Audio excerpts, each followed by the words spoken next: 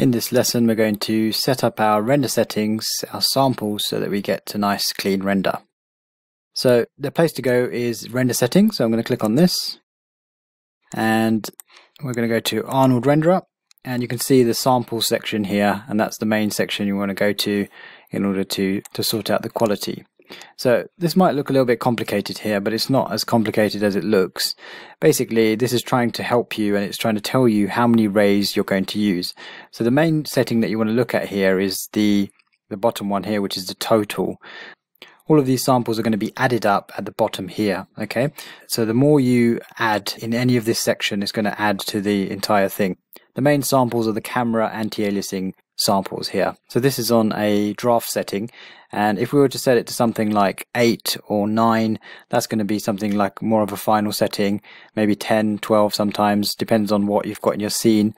If you've got lots of blurry objects, or if you've got lots of thin things like fur and stuff like that, you might need to increase it to something higher.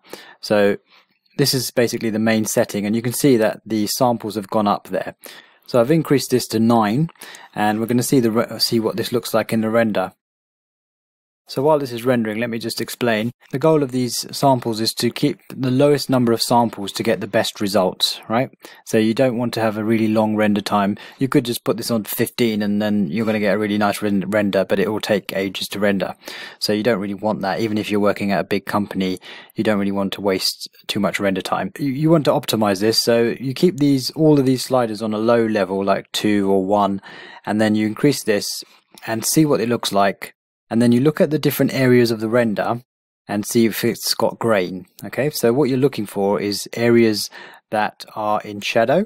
Okay, so that will normally have grain. So for example, these shadow areas might have grain, and to fix that you would go to the light and change the samples and increase the samples if it was unduly sort of grainy. Okay, so that means that even though you've increased this camera anti-aliasing to a really high number, the shadows are still grainy. You might want to go to the actual light and actually increase the samples on the light. So for example, we've got an area light here, and if we were to come in here to the settings here and just come down to samples here, we could change this to something higher than 1, so we could change it to something like 5, and then that's going to have a few more samples to make it smoother. Okay, so you need to split the scene up into different parts of the render. So you've got shadows, and that's for the lights. Then you've got subsurface scattering. So this stuff here with the grapes and the cheese is going to have subsurface scattering. So if we were to look at our AOVs that we added earlier, so if we change this to SSS, you can see here that the grain is actually in the SSS. Okay, so if you look in the beauty, you can see that there's some grain, and it's mostly in the SSS. Okay, so that you would expect that as well. So there's some areas where they get undersampled compared to the rest of the scene, and that's normally subsurface scattering and indirect lighting. Okay, so indirect lighting is everything not from the camera, so all the bounce light. So in areas like this in the shadow, you'd expect to see more grain as well. So if I were to go to the render settings here, that would be the diffuse samples. Okay, so if you wanted to increase the lighting quality in the indirect lighting, you would increase this number here. If you want to see that, if you want to see whether that's causing the grain, the best thing to do is to add an AOV, and then you can see whether that's grainy or not. So let's just add one here and you'll see what I mean. I'm just going to save this render because it's taking ages, and we're going to start just a section here for our next one. So I'm just going to go to the AOVs, and you can see you've got AI standard. Remember, most of our materials here are AI standard, but the grapes and the cheese here is a AI skin shader. So this is the AI skin shader, and these are the available AOVs for that. We've already got an SSS for that. So for example, the AI standard, you can choose AI direct diffuse for the direct lighting, or the indirect diffuse for the bounce lighting. So let's just add that, and then I'll just show you that in here, indirect diffuse.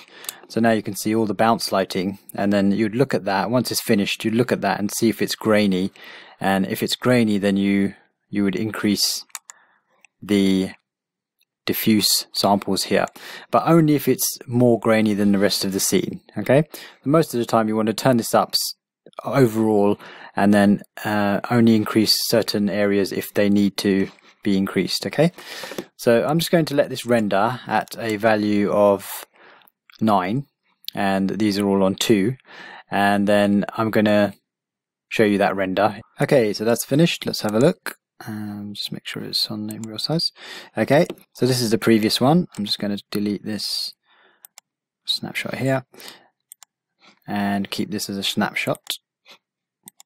So this is with the settings, so 4, and this is with 9. So you can see how different that is. Okay, we've still got some grain in this image. If you're using this as a still, sometimes that doesn't matter, because even photographs have grain, and in fact they make them look better if it's got a little bit of grain. So that's actually quite nice. But if you want to get rid of the grain, you could see where it's coming from. So let's have a look. For example, if I look at the indirect diffuse and zoom in,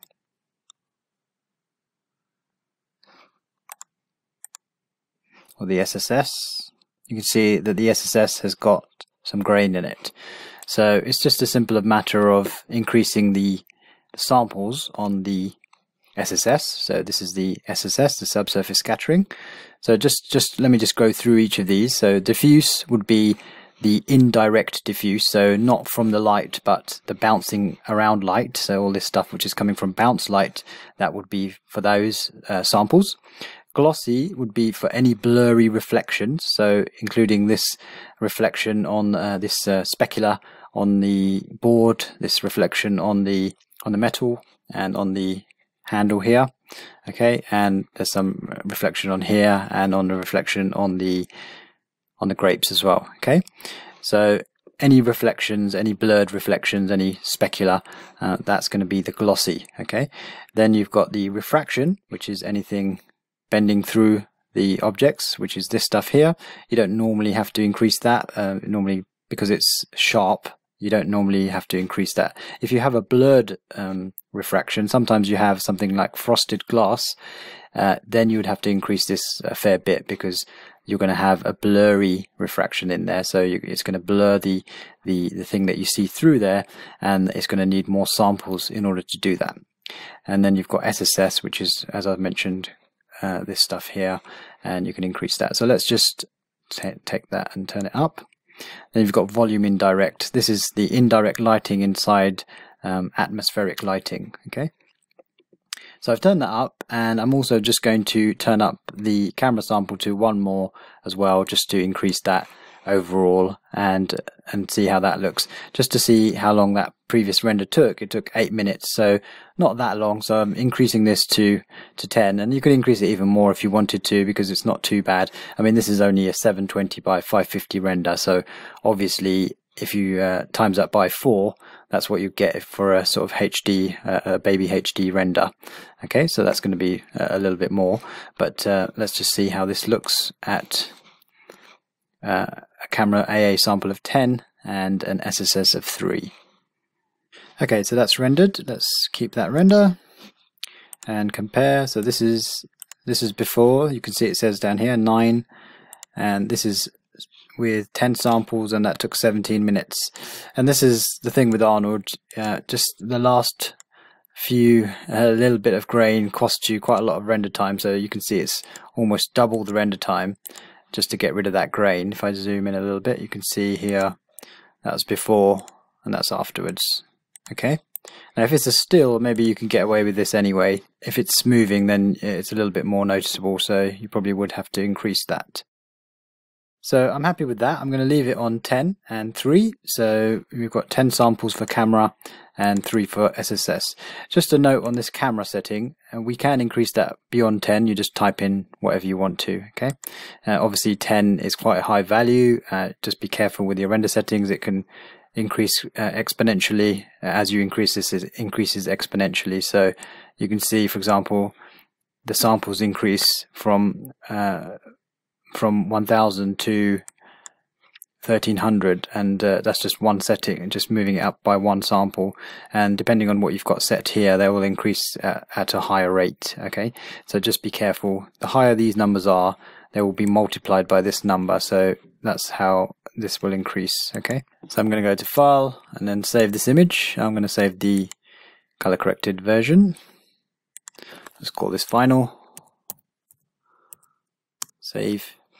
If you want to, you can save EXR if you want to take it into another program as an EXR. That's up to you. And I'm going to save the final file as well.